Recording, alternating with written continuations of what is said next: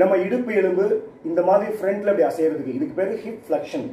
இந்த மாதிரி ஆக்ஷன் நடக்கிறதுக்கான தசைகள் பார்த்தீங்கன்னா நம்ம முதுகெலும்புல ஆரம்பிச்சு இந்த பெல்விஸ்ல அங்கிருந்தும் ஆரம்பிச்சு நம்ம இடுப்பு ஹிப் ஜாயிண்டை தாண்டி இந்த இடத்துல வந்து அது முடியும் தசை.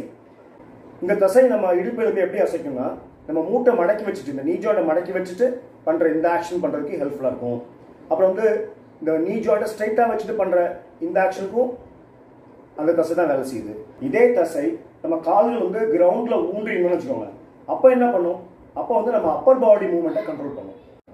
முட்டியை மடக்காம ஸ்ட்ரைட் லெக் ரைஸ் பண்றோம்ல, இந்த ஆக்ஷனும் இந்த தசை தான் பண்ணுது. ஆனா இது கொஞ்சம் டஃப்பான வேரியேஷன். இதுக்கு பதிலாக என்ன பண்ணலாம்னா நேச்சுரல் மூவ்மெண்ட் பேட்டர்ன் என்னன்னா கிக் ஆக்ஷன் இப்படி பண்ணிடலாம். இப்போ காலை வந்து இந்த மாதிரியோ இந்த மாதிரி தூக்காம இப்போ கால்கள் ஊன்றி இருக்கு.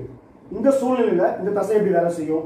உதாரணத்துக்கு நம்ம சேர்ல உட்காடுறோம் இல்லைன்னா ஸ்குவாட் பண்றோம் அப்படின்னா நம்ம பாடி கண்ட்ரோல் இல்லாம பின்னாடி லீன் ஆகி நம்ம கீழே விழாம இருக்கிறதுக்கு ஃப்ரண்ட்ல இருந்து தசை பிடிச்சு இழுத்து ஒரு பர்டிகுலர் ஆங்கிள் நம்ம அப்பர் பாடி ஃபிக்ஸ் பண்ணும்.